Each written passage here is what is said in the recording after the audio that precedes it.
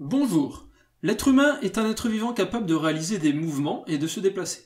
Cette capacité, qu'on appelle la motricité, est assurée grâce aux muscles squelettiques, qui sont des muscles fixés sur notre squelette par des tendons. Ces muscles ont la capacité de se contracter, c'est-à-dire de se raccourcir, et c'est bien sûr ces contractions qui permettent le mouvement.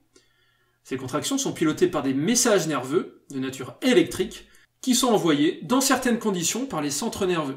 Alors qu'est-ce que c'est les centres nerveux? En fait, il en existe deux principaux, l'encéphale, qui se trouve dans la tête, et qui comporte le cerveau, le cervelet et le bulbe arachidien, et la moelle épinière, qui elle se trouve au centre de la colonne vertébrale.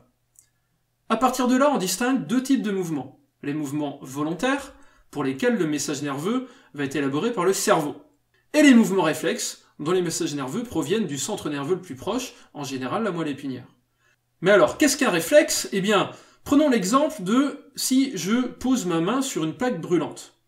À ce moment-là, je vais retirer ma main très rapidement, sans même l'avoir demandé, et avant même que je me rende compte que c'est chaud. C'est quand même assez bien fichu. C'est ça un réflexe. En fait, c'est une réponse qui est rapide, involontaire, systématique et stéréotypée à un stimulus donné.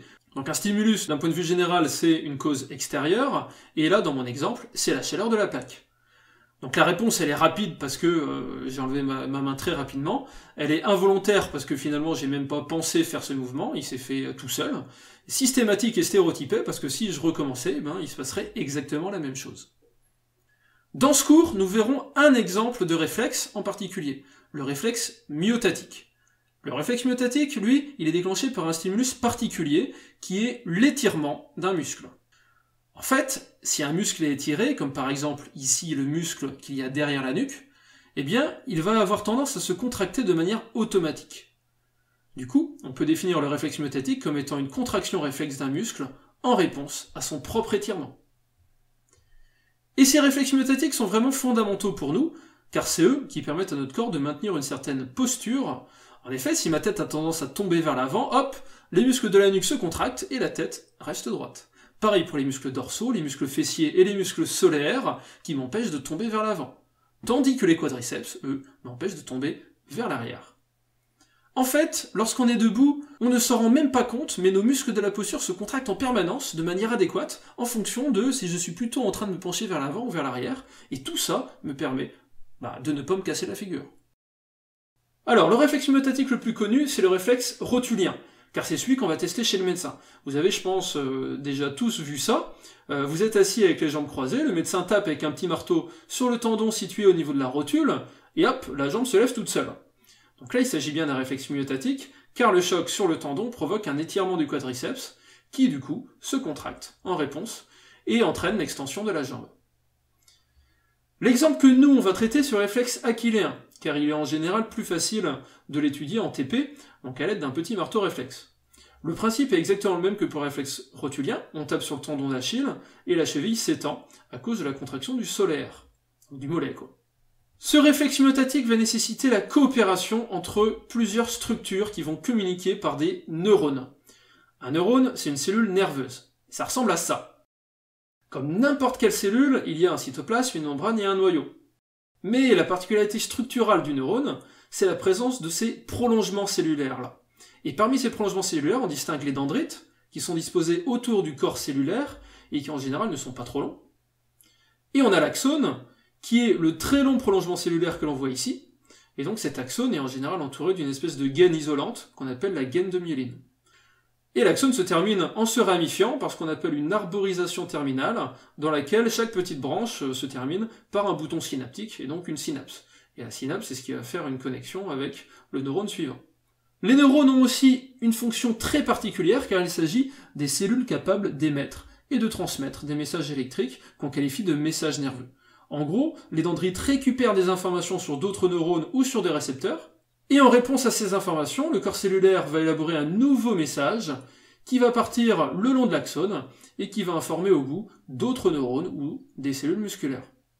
Ainsi, les neurones sont en général connectés entre eux par ce qu'on appelle des synapses, et donc ça forme des sortes de réseaux de neurones comme ça entre eux.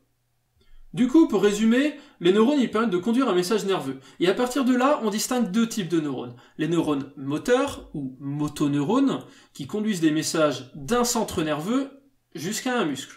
et les neurones sensitifs, qui eux conduisent les messages d'un récepteur vers le centre nerveux.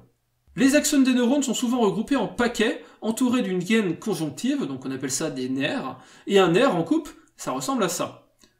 On voit bien ici toutes les petites fibres nerveuses qui sont regroupées, avec chaque fibre qui comporte un axone central, entouré par une gaine de myéline. Revenons maintenant à notre réflexe myotatique. En tout premier lieu, pour que mon réflexe fonctionne, il est nécessaire qu'il y ait présence de récepteurs capables de capter le stimulus, donc en l'occurrence de capter l'étirement du muscle. Ce rôle est assuré par ce qu'on appelle les fuseaux neuromusculaires. Donc en fait, il s'agit de fibres musculaires un peu particulières, qu'on peut qualifier de fibres intrafusales, et qui sont entourées par des fibres nerveuses qui s'enroulent autour en spirale. En cas d'étirement de la fibre intrafusale, les extrémités nerveuses sont stimulées, ce qui génère un message nerveux, et donc ces messages nerveux vont ensuite partir en direction du centre nerveux le plus proche. Donc dans le cas du réflexe aquiléen, le message nerveux il va parcourir le nerf de la jambe, puis le nerf sciatique, avant d'arriver à la moelle épinière. Alors la moelle épinière, elle ressemble à ça. On a ici donc une vision en coupe transversale. Les messages nerveux arrivent et repartent de la moelle par ce qu'on appelle les racines dorsales et les racines ventrales. La moelle elle-même est constituée de deux sortes de substances, la substance blanche qui est en périphérie et la substance grise au centre. Si je zoome sur cette zone-là au microscope, ça donne ça. Donc la substance blanche est là, la grise ici, et on s'aperçoit que c'est dans la substance grise qu'il y a la présence des corps cellulaires des neurones. Donc on s'imagine bien que c'est dans cette substance grise qu'il va y avoir les synapses entre les axones des neurones sensitifs et les corps cellulaires des neurones moteurs. Au passage, par où passent les messages nerveux moteurs et sensitifs? Pour cela, un scientifique du nom de Magendie a réalisé des expériences de section sur des chiens. Oui, je sais, les scientifiques sont cruels. Il a d'abord sectionné le nerf rachidien complet, qui s'est alors rendu compte que le chien perdait à la fois la motricité et la sensibilité sur les membres concernés, ce qui est un petit peu logique. Et ensuite, il a sectionné la racine dorsale. Et dans ce cas-là, le chien étudié était toujours capable de bouger son membre, mais celui-ci perdait sa sensibilité. Et enfin, il a sectionné uniquement la racine ventrale cette fois, et dans ce cas-là, c'était la motricité qui était affectée, et donc la sensibilité qui était conservée. Donc il en a déduit que les informations nerveuses sensitives arrivaient par la racine dorsale, puis ensuite que les informations nerveuses motrices repartaient par la racine ventrale. Dans le cas de mon réflexe myotatique aquiléen, le message nerveux sensitif ou afférent arrive donc par la racine dorsale. Au passage, les corps cellulaires des neurones sensitifs sont situés dans un petit renflement, donc appelé ganglion rachidien, au niveau de cette racine dorsale. Et le message nerveux afférent, donc, arrive par une dendrite très longue, donc de ce neurone sensitif.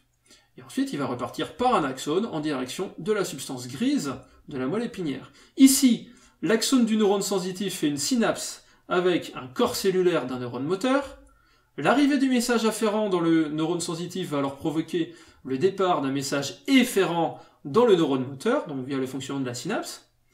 Et ce message nerveux va alors ensuite passer par la racine ventrale, puis dans le nerf sciatique, puis dans le nerf de la jambe, avant d'arriver au niveau du muscle solaire.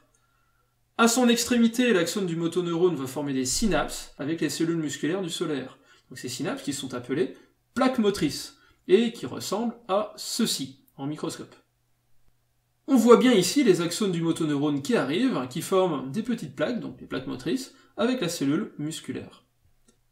Lorsque le message nerveux efférent arrive donc au niveau de ces plaques motrices, il déclenche alors la contraction musculaire et donc la réponse. Si je récapitule ma boucle réflexe, lorsque le muscle est étiré, l'étirement est donc capté par les fuseaux neuromusculaires, qui envoient des messages nerveux jusqu'à la moelle épinière. Ces messages passent par la racine dorsale avant d'arriver dans la substance grise et vont, via une synapse, déclencher l'émission d'un nouveau message moteur qui va être acheminé jusqu'aux plaques motrices du muscle, ce qui va entraîner sa contraction. Je remarque que cette boucle réflexe n'utilise qu'une seule synapse, on parle donc de réflexe monosynaptique, et ça nous permet de comprendre pourquoi le réflexe est si rapide à se déclencher. Voilà le schéma bilan de l'arc réflexe, que je vous conseille de très bien connaître. Et je finirai là-dessus. Nous n'avons cependant pas vu les modalités exactes de la propagation et du codage du message nerveux, et c'est donc ce que j'expliquerai dans ma prochaine vidéo.